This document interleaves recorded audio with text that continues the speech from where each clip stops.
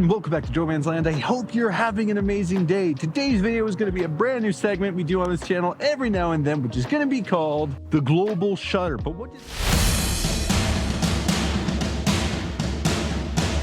does that mean, the global shutter? Well, for a very long time on this channel, I did a lot of Nikon rumors and announcements, and I just love talking about camera gear news. And you know, at the start of the year, obviously I switched to Panasonic, which was super duper fun, but I stopped doing those rumor videos just because I wanted to take a bit of a break. So what I'm looking to do is just discuss different rumors and news from different brands, things that interest me, and then we can light it up in the comments below. But something worth noting with that is I'm not going to cover every brand in every video. It's just going to be things I find interesting and I want to talk about. So if you're thinking, oh man, he's only talking about this one brand, comment below. If I'm covering one brand too much and you want to hear more about some of the other camera brands, more than happy to do that in future videos. So without further ado, let's actually get into today's global shutter fix, which is going to be two articles, one being about the Nikon acquisition of RED cameras, the second being some new patents that Panasonic recently placed for some new sensors in China. So let's get to a great coffee shop to go through this. All right, so the first article coming from Nikon Rumors is titled, "Here are some rumors on what we can expect from the Nikon acquisition of RED." I mean, I saw that news last week and I was just like, oh,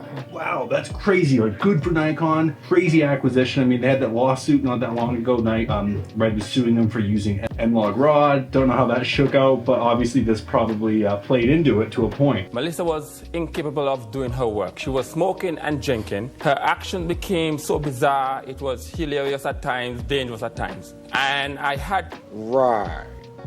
Let's go through line item by line item what Nikon Rumors is thinking we can see for the future for both Nikon and RED moving forwards. First one, future Nikon sensors will be co-developed with RED and mass-produced for lower price. So they're going to be building these sensors together, not just alone anymore. So it'll be interesting to see if we see sort of a standardization of both the sensors used on Nikon cameras and RED. Next one, Nikon will start making cinema lenses for the Z-mount with T-stops, and I would assume the next RED camera would be Z-mount. Yeah, obviously, you know, if Nikon's going to be doing this collaboration with RED, it totally makes sense that they would develop a cinema line of lenses for those cameras specifically. A lot of people love Nikon glass. It's one of the big draws of the brand. So having some specifically designed lenses that can support that for both cinema and video content producers would be amazing. Nikon will slowly introduce RED formats and video recording options into Nikon cameras. Well, that would be amazing, you know, for hybrid content creators like myself. Having more video friendly options incorporated into all-in-one mirrorless cameras would be amazing. And I mean,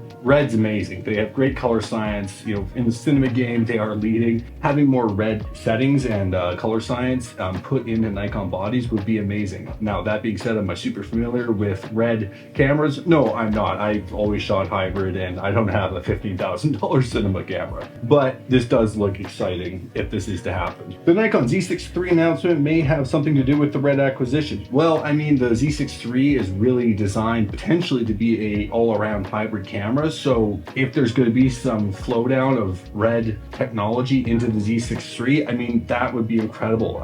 It's something that would definitely get me pretty excited. Not even as someone that shoots with Nikon anymore, I would still be excited about that. We should expect some kind of Nikon/RED announcement at the 2024 NAB show next month. Whoa, I mean, maybe that announcement will be the Z6 III. This is really interesting. This acquisition of RED has come up very quickly from what we've seen, at least in terms of the rumor news. And I mean, it's not 100% gone through yet, but I mean, if there could be a cross-branded announcement at that show, I mean, that would obviously, one, signify that the acquisition has happened successfully, and two, that there's going to be some really exciting cross-branded opportunities for both brands to work on together, which would be really exciting because, you know, sometimes companies acquire other ones and the companies that were acquired just continue on in their merry way and there's no synergy, no sharing of technology. So if there is an announcement like this, we could maybe expect some cross-branded technology and some cross-branded products. And the last piece on here, Nikon and RAW will become RED RAW.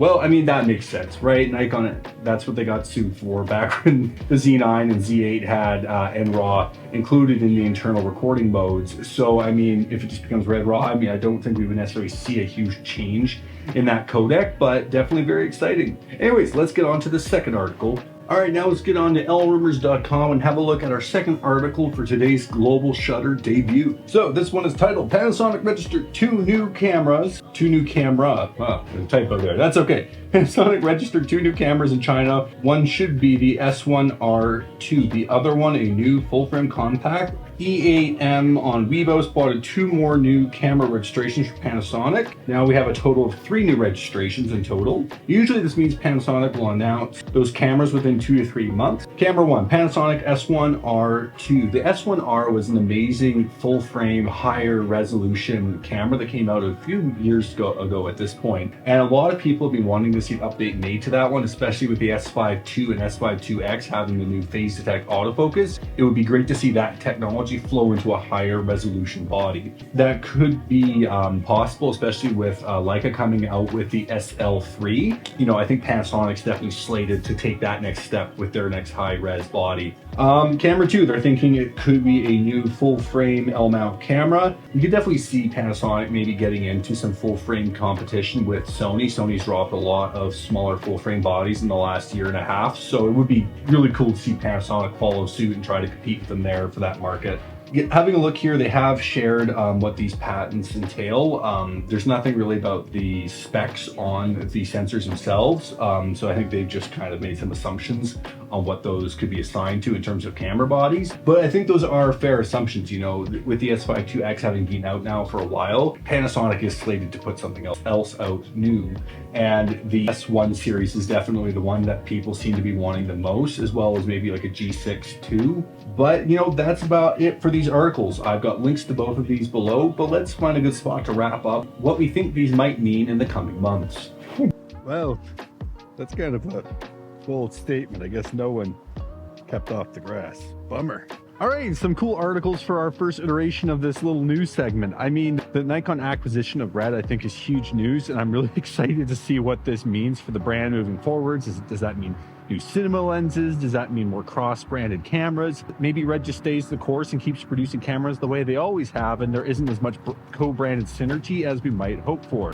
Comment below what your thoughts are on that. But I mean, in terms of the Panasonic rumors from rumours, I mean, I think it was reaching a little bit. I think it would have been great if they could have listed more of the specs on the sensors that were patented, because, you know, in the end of the day, that really is valuable information. And sometimes brands do just purchase patents on sensors that they never actually end up using. But I mean, it would be amazing if we could see an S1R2 come out in the next year or so, because I definitely think there is a very high demand for higher resolution camera bodies. And like I said before, with Leica putting out the SL3, I think there definitely is a space for a more affordable L-mount high-res sensor camera body. But same thing, comment below what your thoughts were on that. But let's wrap this video here. Hit that like button, subscribe to the channel, and remember to take beautiful photos every single day. Don't do it for the views, do it for yourself. And I look forward to seeing you in the next installment of the Global Shutter, hopefully pretty soon. Whew.